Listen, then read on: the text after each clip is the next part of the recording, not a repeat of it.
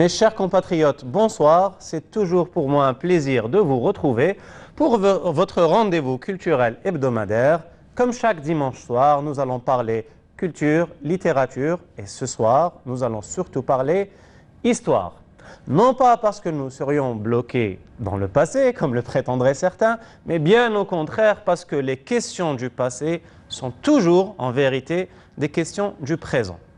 Et ce soir, nous allons voir que les horreurs, que les abjections, que les atrocités du colonialisme, loin d'être le fait de cas isolés, loin d'être des bavures, loin d'être des accidents commis par certains sanguinaires qui ont d'ailleurs fini décorés, qui ont d'ailleurs des plaques commémoratives à leur nom et des statues pour ces mêmes bavures et ces accidents. Si vous trouvez que j'ironise, vous avez bien raison. Nous allons découvrir au contraire que ces bavures-là, entre d'immenses guillemets, sont structurellement liées à la nature du colonialisme qui est, comme le disait notre compatriote Frantz Fanon, un phénomène essentiellement violent. Ce même Fanon disait aussi que l'Europe n'a été choquée par le nazisme que lorsqu'il a cherché à lui appliquer sa propre idéologie, la propre idéologie que l'Europe appliquait dans les colonies.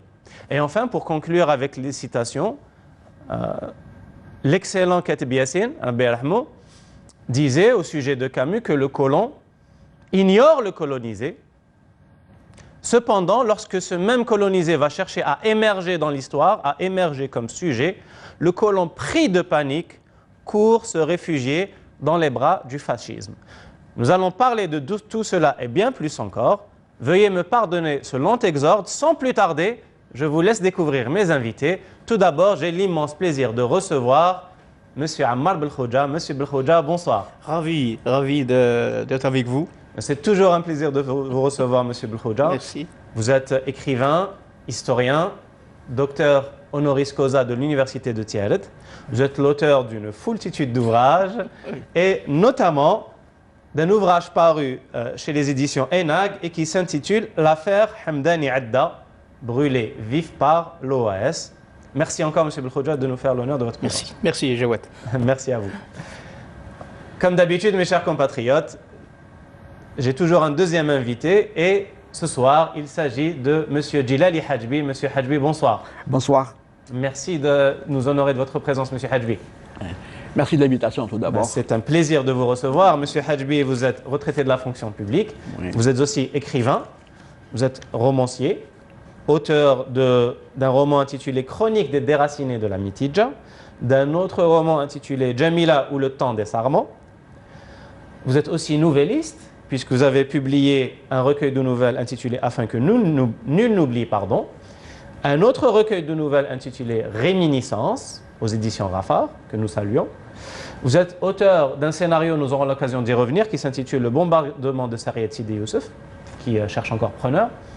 Et vous êtes revenu en 2020 aux éditions Dahleb avec un livre qui s'intitule, cette fois-ci vous vous intéressez à l'histoire, puisque vous êtes revenu avec un livre qui s'intitule Le prix de la liberté. Exact. Merci encore, M. Hadjbi. Merci pour l'invitation. Tout d'abord, si vous permettez, je voudrais rappeler qu'au départ, oui, le prix de la liberté était un scénario aussi. D'accord. Un scénario de film documentaire, écrit en 2012, oui, dans le cadre de préparation des festivités du cinquantenaire de l'indépendance. Un réalisateur de l'ENTV, le regretté Abdelzak Hallel, qui a lu le scénario, m'avait contacté. On s'est mis d'accord et puis on s'est mis aussitôt au travail. Après avoir constitué un dossier complet technico-administratif qu'on a déposé au niveau du ministère de la Culture, un coup de barre inattendu, M. Abdelzak Hallel décède en décembre 2014. Voilà. Ce qui a fait tomber le projet carrément à l'eau. Nous ne trouvons pas de repreneur à l'époque. Il a fallu attendre pratiquement 2019 pour que le scénario puisse être réécrit en tant que témoignage et publié par les éditions Dahleb, que je remercie, dans sa forme actuelle. Oui, surtout dans une en 2019. époque avec la crise sanitaire où Absolument. l'édition se porte au plus mal. Voilà, au plus mal. Donc, avant d'embrayer sur votre ouvrage, je reviens vers vous, Monsieur Belkhouja. Donc, vous êtes l'auteur de ce livre, l'affaire Hamdani Adda, brûlé vif par l'OAS.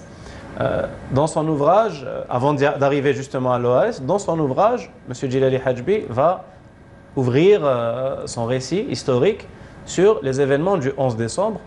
Et tout de suite, ce qui est saisissant, c'est que les colons, non seulement vont fraterniser avec la répression, mais très souvent, ils vont être, entre guillemets, à l'avant-garde de cette répression. Ils vont tirer des balles depuis les fenêtres, ils vont lancer des grenades offensives, et lorsque les paras ou les autres services ou les autres forces d'occupation ne mettent pas la main à la pâte, ils laissent faire. J'y reviendrai. Oui. J'y reviendrai rapidement. J'ouvre une parenthèse. Je vous en prie. Et le hasard a voulu qu'à mes côtés se trouve M. Hachmi Djilali, qui évoque son travail, et nous avons un point commun. Un point commun avec M. Hachmi. C'est que le point commun, c'est quoi? C'est le même réalisateur, l'adresseur, qui a lu ce livre, Hamdani Adda, Oui. qui en a fait un scénario, qui a commencé à tourner, qui termine le tournage en 2014, et il ne restait plus que le montage. Terrassé par une crise cardiaque, M. Abdelrazak Helal Rahmou. Et je profite de cette rencontre pour lancer un appel à Madame la ministre de la Culture et des Arts, parce que le film est toujours suspendu, alors qu'il ne manquait que le montage. Que la touche finale, oui. Suspendu à cause de problèmes de financement. Financement, c'est devenu un imbroglio. Aujourd'hui, c'est devenu un contentieux. Je voudrais bien que les services compétents du ministère de la Culture tranchent sur cette affaire pour que le film soit réalisé en hommage aussi bien au martyr Hamdani Adda qu'au réalisateur Abdelrazak Helal. Oui. Ceci dit, les manifestations populaires, mais peut-être je vais essayer de remonter dans le passé. Comme tout Remonter historien. dans le passé pour dire que, attention, les colons, et d'une manière générale, les pieds noirs, Oui. ceux qui ont occupé ce pays grâce à l'invasion militaire, Oui. qui ont permis cette implantation contre nature. Certes. Et je vais citer des noms et des événements. Oui. En 1871, sous le nom de Mokrani, de Cheikh Al-Haddad, répression Monstrueux. comme d'habitude, Oui. mais les colons vont se mêler. En 1871, ils vont se constituer en milice. Et ils vont participer à la répression aux côtés des militaires. Je remonte dans le temps. Le 8 mai 1945. Oui. Kharrata, Gelma, Stef. Là aussi, les colons, quand je dis colons, les fonctionnaires, les petits travailleurs, toute la communauté européenne, moi je dirais la communauté française, parce qu'elle a la nationalité française. Oui. Européenne, c'est mal à propos. Dans tous les livres d'histoire, on ressasse cette terminologie. Il faut appeler un chat un chat. La communauté qui a été implantée par la force est une communauté diverse par ses origines, mais qui a opté, à laquelle on a donné la naturalisation, la nationalité, elle est devenue française à part entière. Les colons vont s'armer, ils vont participer, ils vont former des milices. Oui, tout à Milices fait. sous la conduite, à Galma par exemple, c'est le sous-préfet Achiari qui va organiser la milice et on va armer les colons, les fonctionnaires pour participer au carnage. Oui, aux Et fameuses, des ratonnades, adolescents, oui. des adolescents de 15 ans, 16 ans, 17 ans vont participer à la chasse de l'ara. Oui, sur le modèle des jeunesses hitlériennes. Alors, 1861, auquel 61, appartenait Le Pen, d'ailleurs. oui, milice, 8 mai 45, milice, et ça va continuer. Ça va continuer, et l'OAS a des racines un peu partout. Il y a la mer Rouge, qui va s'intégrer dans tout ce mécanisme d'avilissement et d'humiliation de notre peuple. La mer Rouge va se révéler dans un assassinat le 5 décembre 1952 à Tunis. Et c'est le secrétaire général de l'UJTT, Farhat Hached, qui va être assassiné. Et puis, nous allons assister, depuis cet événement, nous allons assister à des vases communicants que la police, les services spéciaux français vont s'acoquiner avec la mer Rouge.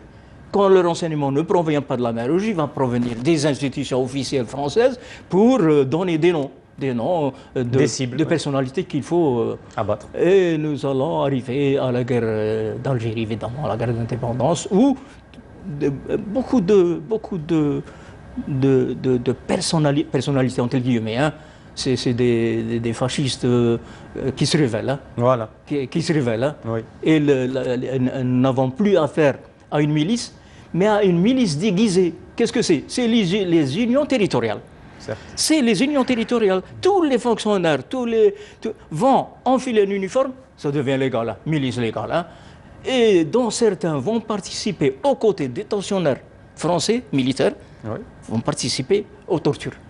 Donc la milice, elle est organisée, c'est un fait historique et naturel. Hein. On ne peut pas parler de communauté française, paisible, gentille, mais elle attend le moindre événement pour s'affirmer comme appartenant à un courant fascisant. Parce que pendant la guerre d'indépendance, l'armée française était infiltrée par des courants fascistes. Ce qui va donner naissance à l'OS. Voilà. Beaucoup d'officiers de l'armée française vont rejoindre l'OS. Oui. Et en termes de milice fasciste, justement, vous citez dans votre ouvrage, M. Djilali Hadjbi. Je vais y arriver, si vous permettez, je reprends. Je vous en prie. Je reprends pour dire que le prix de la liberté est basé sur des faits essentiellement historiques. Certes, oui. D'ailleurs, la bibliographie se trouve en fin d'ouvrage. Il reprend tous les événements de la guerre d'Algérie pour la période de décembre 1960 à juillet 1962. Tout à fait. Il apporte un éclairage nouveau sur certains événements peu ou mal connus du public. Alors, Et notamment sur le groupe néo-nazi Jeune Nation. J'arriverai, je vais y arriver. Dans l'ordre chronologique, le Très livre bien. que vous avez entre les mains, il reprend dans le détail les manifestations de décembre 1960. Il met en relief l'ampleur et le caractère éminemment politique de ces manifestations, Et qui ont constitué un moment décisif dans l'accélération du processus de décolonisation. Certes, puisque ça a été un Dien Bien Phu Voilà. psychologique. Voilà. Les manifestations de juillet 61 et de novembre 61. Ceci d'un côté. De l'autre, Justement, on va arriver à... Oui. il nous donne un aperçu du degré d'humiliation et des affres subis par les Algériens avec les ratonnades quotidiennes et la chasse aux faciès exercée par des pieds noirs haineux, racistes. Le putsch d'avril 61, Oui. le phénomène OS et l'importance de tous les attentats et de tous les crimes commis par cette organisation On va de arriver. sinistre mémoire. La résistance des Algériens, certains hauts faits d'armes de nos valeureux moudjahidines, les pourparlers algéro-français, le cessez-le-feu et le départ des colons. Voici, si vous voulez, de quoi traite grosso modo le prix de la liberté. Oui. Pour faciliter sa lecture et sa compréhension, le prix de la liberté a été, si vous voulez, réalisé en trois grandes étapes, trois grandes parties. Nous avons une première partie, la colère et la dignité d'un peuple. Oui, tout à fait. Cette Malgré l'immonde répression, notamment. Cette partie, elle est réservée exclusivement aux manifestations de décembre 1960. Commencées le samedi 10 décembre 1960 à Bellecour, elles vont très vite prendre l'ampleur dans tout l'Algérois avant de gagner toutes les grandes villes du pays. Pour ne se terminer que le 13 décembre 1960, au cimetière de Qatar, quand on va enterrer dans une atmosphère émouvante, impossible à décrire, tous les martyrs, les femmes et les enfants tombés les femmes, les enfants et les hommes tombés lors des dernières manifestations. Et dans ces obsèques-là, Au courant de ces obsèques, Je ne parle pas de leur déroulement, leur cerclement par les militaires, les hélicoptères, avec tout ce qui est... Justement, dans ces obsèques-là, Voilà. les obsèques n'ont pas été respectées. Vous le montrez aussi dans le livre. Absolument, Parce qu'il y a eu des victimes au courant même, absolument. pendant même les rites funéraires. Absolument, absolument, absolument. Et vous citez donc l'horrible répression Oui. qui a eu lieu durant tous ces jours, mais Oui. fait aussi saisissant, Oui. et peut-être que M. Ammar al-Khoudja aussi pourra rebondir sur ça, c'est Voilà. que dans ces manifestations, vous citez un responsable du FLN qui lui-même l'exprime, Oui, mais- que en fait, pour les manifestations de décembre, Oui. c'était l'organisation qui s'est mise à la suite du peuple, Voilà. puisque c'était Oui. d'abord des Oui. manifestations spontanées Oui. qui ont ensuite été encadrées Eh. par le FLN. Je reprends, si vous permettez, pour ces manifestations, sans nul doute qu'on ne connaîtra jamais le nombre exact de personnes tuées au cours de ces manifestations. Certes, Tant le nombre des personnes enlevées, disparues et assassinées Ou les se compte blessés qui se ont compte- ensuite se compte décédé. par dizaines, sinon plus, oui. dans certaines grandes villes. Mais ce qui est certain, c'est que le monde entier a pu voir au cours de ces manifestations toute l'unité, le choix et la détermination du peuple algérien pour le recouvrement de son indépendance. Ceci, c'est la première partie. Alors avant d'embrayer justement sur les Waffen-SS qui sont relativement peu connus et de la division Charlemagne à Voilà. l'OAS, j'aimerais rebondir avec M. Belkhodja sur justement sur cette dimension-là qu'a cité M. Hadjbi, à savoir que les événements de décembre, du fait même de leur spontanéité et de leur importance et de leur durée, ont cloué le cercueil de la troisième voie, qui déjà était un fantôme moribond. Vous citez cette phrase. Absolument. Oui. Ces manifestations ont tué un fantôme. Absolument. Oui, parce que le général de Gaulle misait sur beaucoup de cartes, entre autres cette troisième force. Il faudra citer aussi la tentative de la paix des braves, une série de mesures inappropriées tombées Et illusoires, tombées les unes après les autres pour faire admettre au chef d'État français que la solution n'est pas d'abord militaire, Oui. parce qu'en 1958, quand il est ramené au pouvoir, il misait beaucoup sur l'emploi de la force. Il donne des instructions formelles au général Charles, qui était commandant en chef de l'armée française. Il lui donne des instructions formelles d'utiliser tous les moyens pour mater la rébellion, comme on disait à l'époque. Hein. Oui, oui. Je reviens peut-être à des points d'histoire. Certes. Des points d'histoire, moi, ça me tracasse et je vais là pour exhumer ce qu'on a tendance d'oublier. Les manifestations commencent d'abord à Ain Mouchent, le 9 décembre. Pourquoi le 9 décembre? Oui. Le général de Gaulle vient en Algérie pour prendre le pouls, prendre l'atmosphère, comment vont réagir les Algériens et les Français d'Algérie au référendum du 8 janvier 1961. Il est venu s'informer. Il débarque en premier lieu à Ain Mouchent. Et pendant que le passage du cortège, les Algériens, les jeunes de Ain Mouchent, déploient un immense emblème national. Et au nez et à la barbe du général de Gaulle. Ça a été un immense camouflet. Oui. Ça commence. Alors, les événements vont s'amplifier. Ils vont se transplanter à Oran. À Oran, manifestation monstre, avec des morts, avec l'enterrement et la répression dans les enterrements eux-mêmes. Voilà. À Oran. Ça va s'amplifier. Sommet de la, Oui, ça va s'amplifier de la civilisation. et arriver jusqu'à Alger. Alger ne va pas recevoir le général de Gaulle. Hein. Il va à Annaba et puis il rentre. Il n'avait pas intérêt à venir à Alger où tout bouillonnait. Et le peuple est là dans la rue pour faire accélérer le sentiment d'indépendance.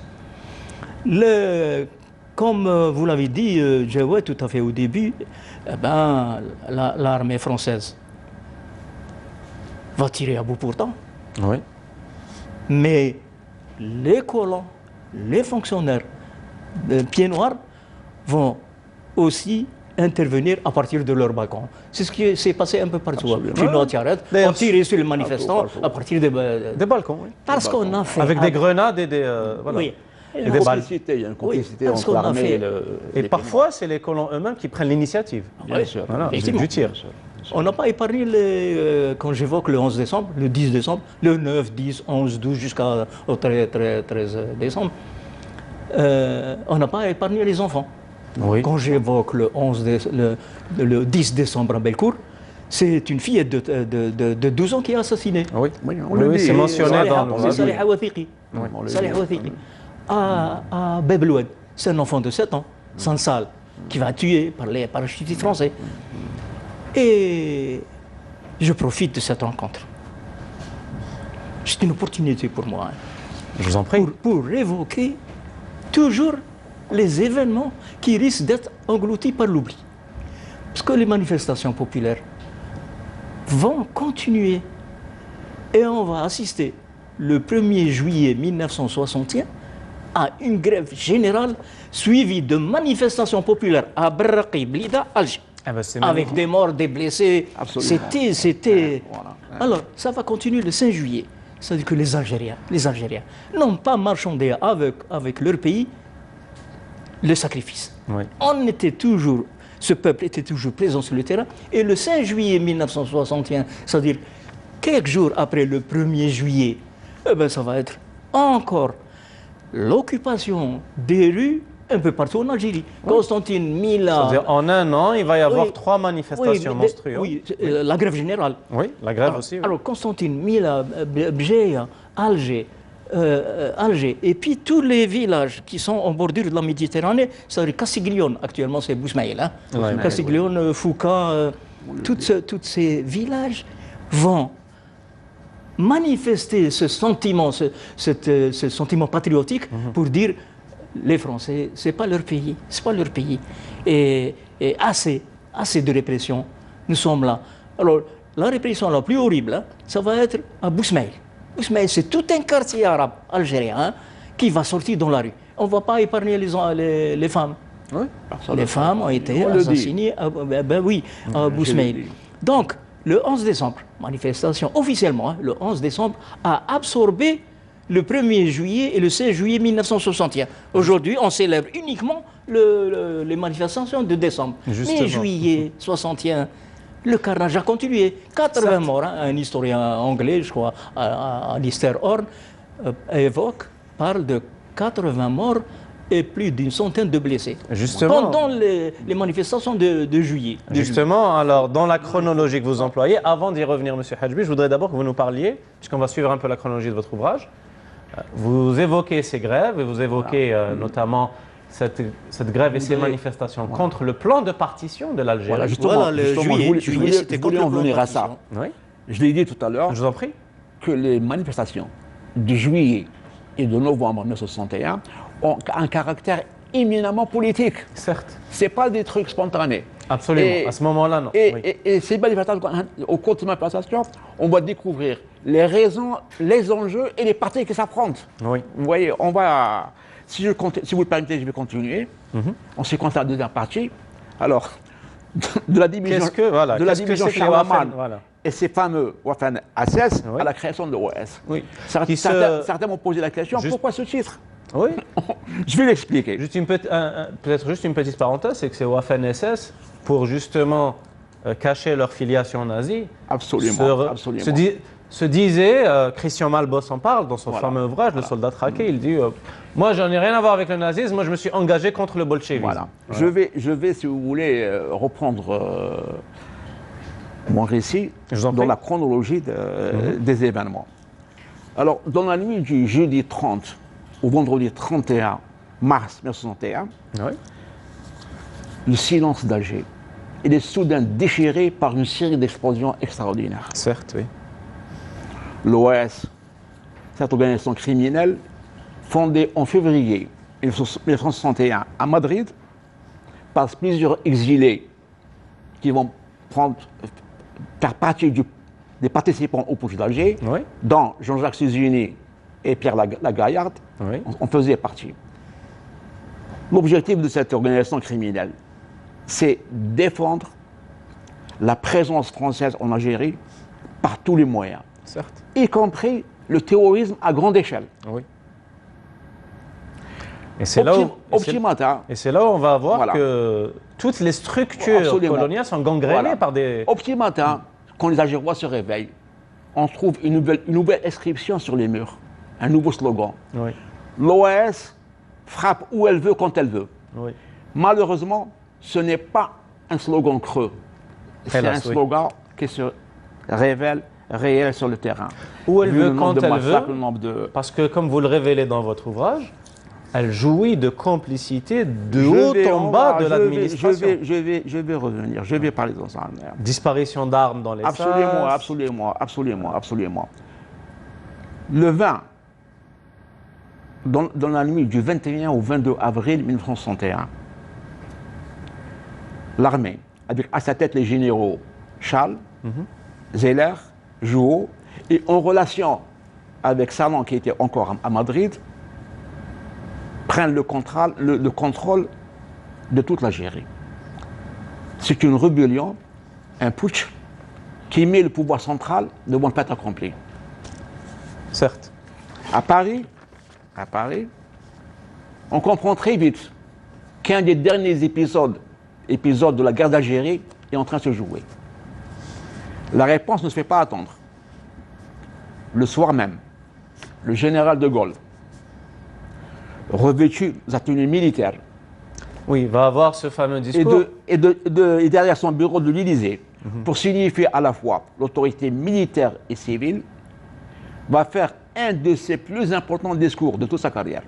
Oui. Un discours fort, grave, aussi solennel peut-être que l'appel du 18 juin 40. Certes. Mais ce qui est peut-être encore plus important, notamment pour la compréhension des faits, puisque c'est que vous révélez aussi que pratiquement toutes les fermes de la Mitidja avaient servi de cache d'armes. Oui, je vais arriver, il n'y a pas de D'accord. problème, je vais arriver. On reste au niveau du discours. Pourquoi le discours? Le général de Gaulle, à ce moment-là, n'avait rien entre les mains en dehors de son discours et de son pouvoir oratoire. D'après les lectures que j'ai pu avoir avec Yves Courrière et d'autres, Henri Alleg et d'autres lectures de spécialistes d'historiens, si les putschistes avaient osé effectuer un débarquement à Paris, ils auraient pris tout le pouvoir, même en France. Parce que toute l'armée française était en Algérie. Pratiquement les trois quarts de l'armée française étaient en Algérie. Ouais. Donc, le discours du général de Gaulle, c'était Pour pacifier. sa seule arme. Toute la France et tous les Européens d'Algérie étaient à l'écoute. Mais plus important encore, tous les appels du contingent avaient l'oreille fixée à leur transistor. Oui. Mais peut-être que ce qui est le plus... Oui, Pardon. le plus- C'était à l'époque un gadget nouveau, un peu comme aujourd'hui le mobile. La nuit même, toutes les unités encore loyales regardent leur caserne. Et les appelés, qui étaient très importants, des effectifs très importants, ont effectué un mouvement de désobéissance au putsch.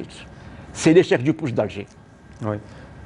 Et c'est à ce moment-là que la rage fasciste de l'OAS va s'exacerber pour embrayer afin d'avoir le temps d'embrasser la période dans toute sa... Moins d'une douzaine de jours plus tard.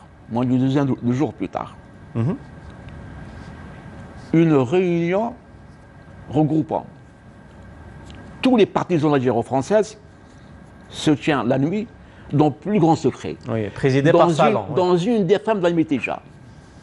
Jusqu'à présent, personne ne connaît où s'est située cette réunion, dans quelle ferme, où, quel côté. Selon mes propres investigations et les renseignements que j'ai pu avoir, elle pourrait avoir été tenue dans une ferme de colons à la périphérie ouest de Ruba. Alors, étaient présents à cette réunion, bien sûr, Jean-Jacques Sézuni, Suzini, Ortiz, Jean-Jacques Salan, etc. Sézuni qui préside cette Je vous réunion. prie de m'excuser d'accélérer parce qu'il faut que nous ayons le temps d'embrasser Je vais toute la accélérer. période. Je vais Voilà. acheter Jean-Jacques Sézuni. Alors, évidemment, il y avait Jouot, il y avait Salan en civil. Mais tout ça, on peut le trouver dans l'ouvrage. Au cours de cette réunion, Salon sera désigné à la tête de l'OAS, et bien sûr, les autres présents, et pratiquement tous les colons d'Algérie, et puis des politiciens, et puis des intellectuels, et tous les militaires déserteurs. Des colonels qui vont entraîner, ils vont former et ils vont encadrer les fameux commandos Delta de l'OAS, qui vont faire un massacre dans les trucs comme ça. À partir de ce moment, les complicités dont bénéficie l'OAS au niveau de toute l'hiérarchie militaire et civile sont extraordinaires. L'OAS va bénéficier, si vous voulez, de largesses extraordinaires. Toutes les fermes de la Mitidja vont servir de dépôt d'armes, de cache et d'entraînement. D'abord, au Conseil de réunion, le président des États-Unis va le dire lui-même.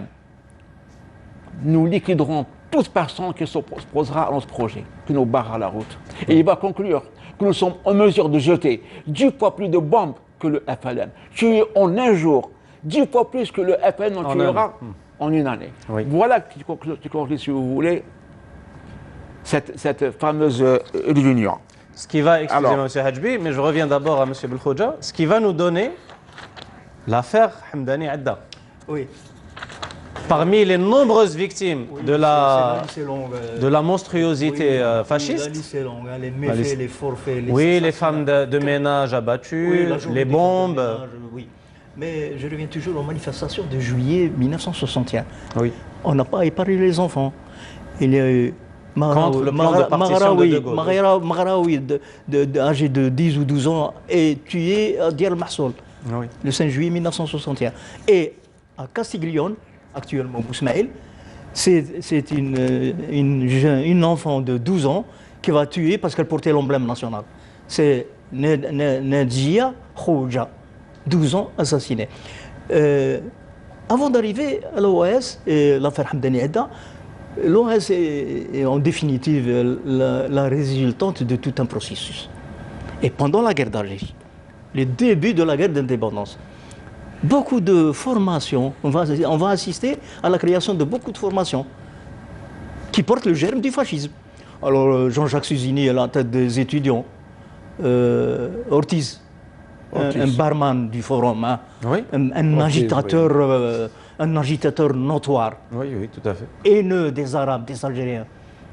Et le café, le bar va être un repère de tous les grands voyous d'Alger. Oui, toute la ligue. Lui, il est à la tête du front, du le Front national français. Oui. Ça nous rappelle aujourd'hui le front de Le Pen. Oui, de toute façon, M. Hadjbi dit que Suzini va finir justement au FN. Oui. On va alors, si on aura le temps. Oui. L'association des anciens combattants. Voilà. Celui qui a décimé la fine fleur. qui devient la FAF ensuite, le Front. Oui, la FAF. La dernière association qui va absorber un peu toute cette nuée d'associations va être absorbée par le Front, le Front de l'Algérie française, le FAF. Hein, le FAF. Oui. Mais je reviens encore à un autre loustique.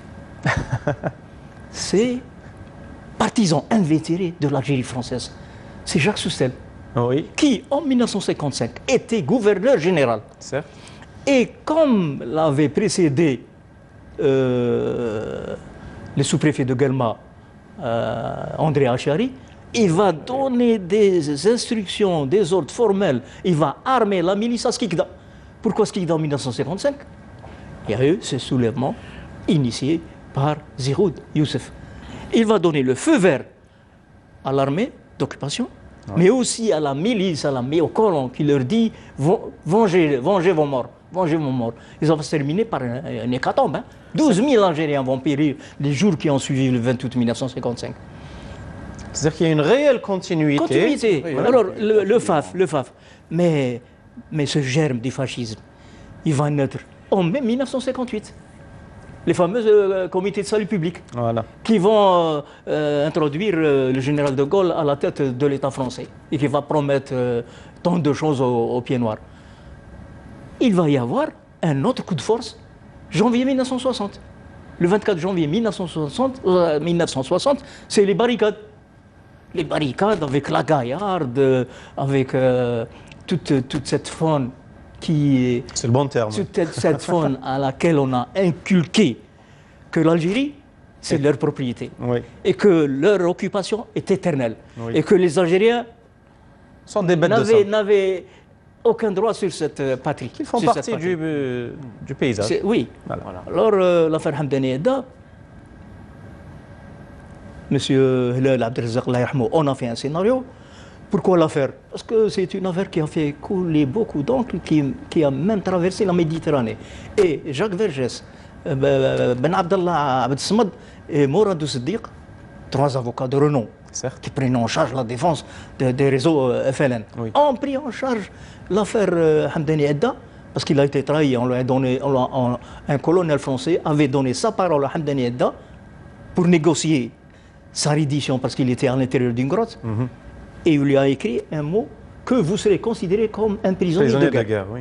Ça n'a pas été un prisonnier de guerre. Il va être condamné à mort. On va désavouer le colonel Rocol qui a donné sa parole. Donc, les trois avocats ont saisi. C'était une aubaine. Hein. Ils ont même confectionné un opuscule hein, qu'ils ont intitulé Nuremberg pour l'Algérie. Et ils ont dénoncé l'armée française qui donne la parole à un officier de la LN qui trahit cette parole donnée. Donc, Hamdani Edda, l'OS, a son apogée le 12 janvier 1962. Nous sommes à 2 mois du cessez-le-feu. C'est Edmond Jouot, qui est originaire de Bousfer. Edmond Jouot, parmi les 4 généraux, les 3 autres généraux qui sont rentrés en dissidence en avril 1961, Edmond Jouot lui-même va donner des ordres à ses commandos, pour faire enlever Hamdani Edda et le brûler vif avec 3 de ses co-détenus. Et pendant ce procès, Jouot ne le cache pas. Il dit oui, en 1962, 159 condamnés à mort étaient encore en vie. Et il fallait que l'OAS passe à l'exécution, à leur exécution. Et on a commencé par des faits méconnus, hein, dans la prison de l'Asnam, Orléansville, au Tirmont-Chlef. Oui. On kidnappait, on enlevait des prisonniers de la prison d'Orléansville, les colons, hein, pour les brûler, au même titre que le sort qu'a connu Hamdani Edda. Oui. Donc l'OAS, les méfaits de l'OAS, peut-être qu'on y reviendra avec les sont l'émanation même du colonna. Oui, absolument. Et tout à l'heure, vous l'avez signalé avec monsieur, ces officiers de l'armée française qui passent facilement de l'armée officielle française à l'OAS. Les exemples, il y en a, ils sont tellement nombreux, j'en citerai un. Yves Godard. Ou de Galdre aussi. Yves Godard, qui dans un de ses livres, dit il y a eu 3 batailles d'Alger. Mon cher Jawed, moi, bataille d'Alger, je n'y adhère pas. C'est la Casbah en état de siège. Certes. C'est un rouleau complet. C'est 12 000 parachutistes qui vont décimer, qui vont écraser, qui vont torturer. Et on a signé ça une bataille. Yves Godard, il parle de 3 batailles d'Alger. La première, comme Massu Béjar était sur les lieux, la sienne, en 1959, quand il fit enlever Aïssat Idir et le fait torturer et l'assassine, brûlé, encore lui aussi a été brûlé, au même titre que Hamdani Edda. Et il parle d'une dernière bataille, d'une 3e bataille, celle de l'OAS. Donc, bataille d'Alger, je crois que les historiens, les journalistes doivent réviser un peu cette terminologie pour parler de répression et de parler de forces inégales. Parce que bataille nous renvoie à un affrontement entre 2 forces plus ou moins égales. Bien sûr. Donc, Hamdani Edda enlevé et brûlé vif, au même titre que beaucoup de... Alors les bombes, les explosifs, peut-être, si les Hachmi y reviendra. Justement, on va conclure sur ça. C'est deux explosions, les plus sanglantes de la guerre d'Algérie, les journalistes de l'époque le disent, c'est la bombe à Mdine Jdida, en février, le 28 février 1962. Et celle des dockers. Et celle des dockers. Celle du bureau d'embauche. Oui, en mai 1962. Justement, on va y revenir à la conclusion. Mais avant cela, un petit intermède, puisque nous fêtons le centenaire de l'immense Mohamed Dib. Comme d'habitude, mes chers compatriotes, c'est le moment de la rubrique Ombre gardienne. Je vous retrouve après le jingle.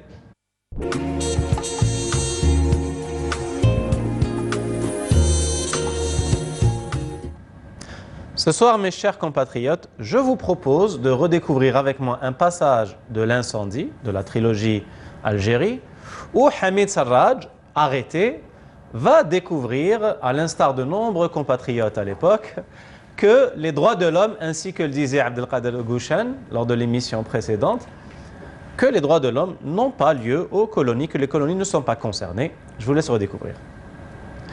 L'agent de police fixa Hamid de ses petits yeux mouillés. Il agita en l'air des mains qui débordaient des manches d'une vareuse marine. Hamid observa ce regard de noyé entouré d'une chair blanche. D'autres agents emplissaient la salle. Depuis un instant, leur voix indistincte brouillait l'atmosphère enfumée du commissariat. Une odeur d'homme stagnante adhérait aux murs bruns, aux misérables pièces d'ameublement aux scribes. Les agents groupés près de la porte vitrée s'approchèrent, ils entourèrent Hamid.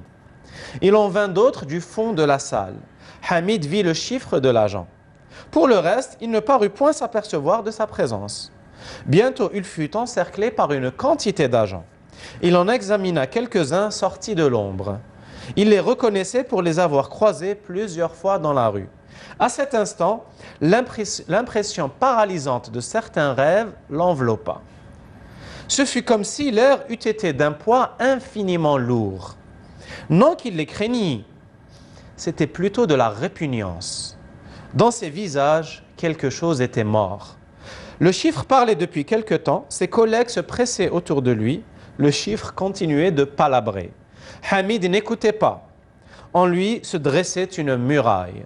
Le chiffre leva la main et lui appliqua une gifle. Hamid en eut la tête tout ébranlée. Il ne sourcilla pas. Ce passage illustre les joies de la civilisation, de la mission civilisatrice. Voilà. Je reviens vers vous, Djilali Hadjbi, pour la conclusion. Je reprends rapidement. Avant la troisième partie, je voudrais donner le lien qui existe entre la division Charlemagne et l'OS. Je vous en prie. Si les Pieds Noirs ont leur drapeau, bleu, blanc, noir, avec les blasons d'Alger, d'Oran et de Constantine, il y a un groupuscule, Jeune Nation, un groupuscule d'extrême droite, qui lui, son drapeau, son emblème, son fanion, c'est la croix celtique blanche et fond noir. Et c'est l'emblème de la division Charlemagne. Tout à fait. Voici le lien. On revient, on continue maintenant. La troisième partie, c'est le début de la fin. Cette partie est consacrée uniquement aux pourparlers algéro-français. Mais qui vont être émaillés d'attentats aussi sanglants. Absolument, absolument. Mais pour faire vite, je dirais simplement que la délégation algérienne était conduite par Karim Belkacem, la délégation française conduite par Louis Jox. C'est bien ça, conduite par Louis Jox. Bon, il y a eu des coupures, il y a eu tout ça, comme ça. On en vient à l'essentiel. On en vient à l'essentiel à la fin à l'ultime réunion. L'ultime réunion qui s'est tenue pratiquement le 18 mars 1962 à Évian-les-Bains. À sa sortie de la réunion, M. Karim Belkacem donne une interview à la PS. Si vous voulez, vous me permettez, je vais le citer. Je vous en prie. Je vais citer. Alors, je cite M. Karim Belkacem. En vertu d'un mandat du CNRA, le Conseil national de la Révolution algérienne, et au nom du GPA, le gouvernement provisoire de la République algérienne, nous avons signé ce jour, à 17h30, un accord général avec les représentants du gouvernement français. En conséquence de cet accord général, un cessez-le-feu a été conclu. Ce cessez-le-feu entrera en vigueur sur tout le territoire algérien le lundi 19 mars 1962 à 12h précises. Fin de citation. Pour tous les Algériens et pour le FLN, c'est une immense victoire, un prélude à l'indépendance. Mais pour l'OAS, ça va être le cataclysme. Pour la petite histoire, nous sommes le 19 mars. Bon, effectivement, tout continue, mais pour la petite histoire, je voudrais uniquement signaler qu'on retiendra que Jouot sera arrêté une semaine après le cessez-le-feu. Il sera arrêté à Oran, où il vivait sur une fausse identité. Raoul Salan sera arrêté le 20 avril 1962 à Alger. Il sera condamné à la réclusion criminelle à perpétuité. Il y a peut-être un point que je n'aimerais pas qu'on oublie, à savoir le sort de Jacques Suzini, de Jean-Jacques Suzini. J'arrive. puisqu'il va être J'arrive. condamné. Non, j'arrive. Jean-Jacques Sézuiné, qui est pratiquement le dirigeant principal, qui est le fondateur de l'OS, qui est responsable direct de tous les crimes commis par cette organisation criminelle, va carrément disparaître dans la nature. Oui. Il va vivre pratiquement 1 à 2 décennies dans la clandestinité. Mais il va être d'abord. En 68, Oui, en 1968, il sera gracié une première fois par le général de Gaulle, sous certaines conditions, on ne le sait pas. Et en 1981, il sera gracié d'une manière définitive par François Mitterrand. Et rétabli dans tous ses droits civiques. Y compris civique et Tous ses droits politique. civiques. Ce qui lui permettra de regagner aussitôt le Front National de son ami Jean-Marie Le Pen. Absolument. Alors, il mourra le 3 juillet 2017 à l'âge de 83 ans. Voilà. J'y préparerai, si vous le permettez, si on a le temps, quelques repères pour nos jeunes, Très vite, oui. pour nos jeunes historiens. Je donnerai, si vous voulez, l'essentiel. L'essentiel, alors, on sait que le 11 février 1961, c'est la création de l'OAS à Madrid.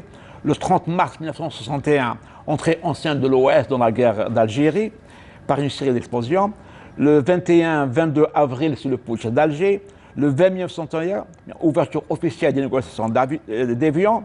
Le 15 mars 1962, assassinat par l'OAS au centre social et éducatif de Ben Hakkenoun. Oui.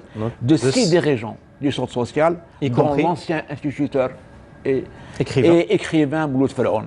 Oui. Le 19 mars 1962, c'est fait sur tout le territoire algérien. Le 2 mai 1962, On peut toujours voir. Le 2 mai 1962, attentat à la voiture piégée du port d'Alger. Oui. Je voudrais uniquement signaler que c'est la première fois dans le monde qu'un attentat à la voiture piégée est commis. C'est une première dans le terrorisme. Cet attentat, il fait 63 morts et 110 blessés. La seule autorité qui se présentera sur le lieu de l'attentat, c'est Monseigneur Duval.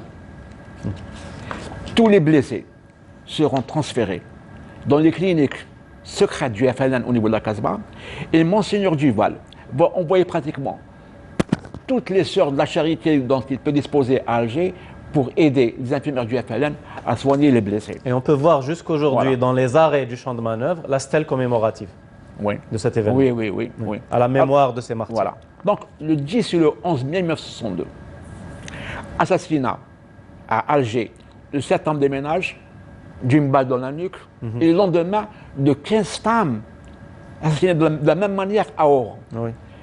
22 femmes dont on ignore tout. Demain, elles vont tomber dans l'oubli. Donc, j'ai écrit pratiquement, si vous voulez, une nouvelle spéciale les concernant. Plaidoyer pour une stèle, pour... Alors on en justement, parlera. pour tout cela, Monsieur Hadjbi, se trouve dans votre ouvrage, Absolument. Le prix de la liberté, paru Absolument. en 2020 aux éditions d'Ahleb. Afin de conclure, j'aimerais juste aussi... les lecteurs vont pouvoir y revenir, afin que je puisse me tourner aussi vers Absolument, M. Ammar absolument. Belkhodja. Tout cela est dans votre livre passionnant. J'aimerais juste aussi avoir juste le temps aussi pour conclure, de dire que vous avez aussi 2 romans qui sont parus en France, aux éditions L'Harmattan. Oui. Le premier s'intitule Alger qui rit. Chante Alger qui pleure. Alger qui chante, Alger qui pleure. Et le second s'intitule C'est les oranges amères. Les oranges amères. Voilà. Tous les 2 sont parus aux éditions L'Harmattan. En attendant, Inch'Allah, très bientôt une parution en Algérie. En Algérie. Pourquoi pas une coédition avec L'Harmattan qui a l'habitude de collaborer. Très bien. Rabbi Très Wafaq, bien. Inch'Allah. Voilà, merci beaucoup, M. Djilali Hadjbi, Je vous d'avoir en été prie. parmi nous. Je vous en prie. Et j'espère à d'autres occasions, Inch'Allah, pour explorer encore plus notre Très bien. glorieuse histoire. Très bien. Je me tourne vers vous, M. Belkhodja, pour le mot de la fin. Depuis 1830 jusqu'à l'indépendance, non seulement les combattants, mais au quotidien, le peuple n'a cessé de porter et le poids de la résistance et le poids de la répression. Autant les soulèvements se succèdent, autant la répression persiste férocement. Et ce que le colonialisme n'avait pas compris, ce que les Pieds Noirs n'avaient pas compris, ce que l'armée française n'avait pas compris, ce que tous les officiels et les tenants du régime colonialiste croyaient que l'Algérie est devenue une possession éternelle.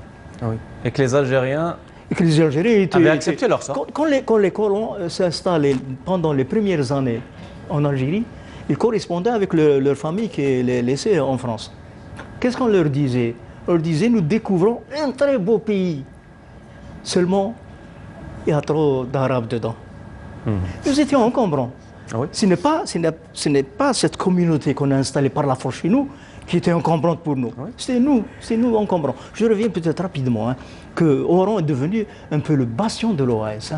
Je parlais de l'enlèvement de Hamdani Yada. Mais on a continué, la voiture piégée à l'intérieur de la prison. La prison était ciblée. Ah oui.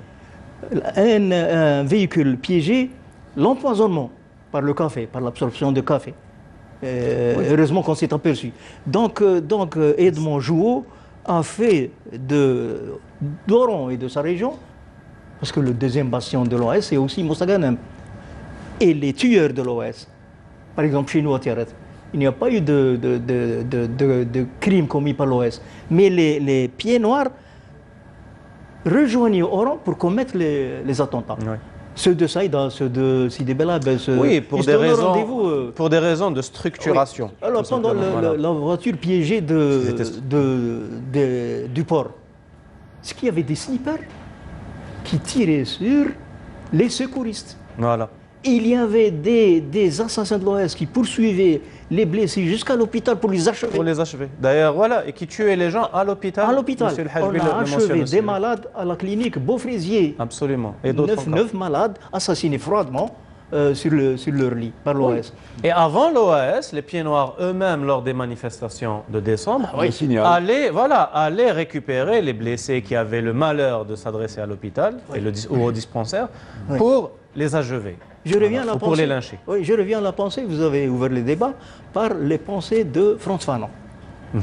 Ça fera une belle conclusion. Un exemple, Frantz Fanon, adorable, ce monsieur-là, mort à 36 ans. Oui. D'ailleurs, cette année 2021 est le 60e anniversaire de sa mort. Oui.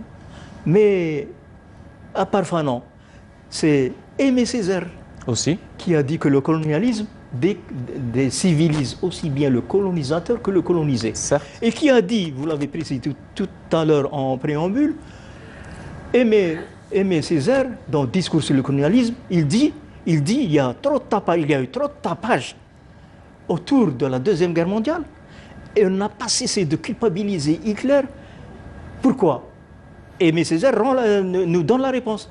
Parce que Hitler a agressé la race blanche. Exactement. S'il l'avait fait contre des peuples hindous, arabes, il le précise, Aimé Césaire. Personne n'en aurait fait une maladie. Personne ne serait offusqué. Exactement.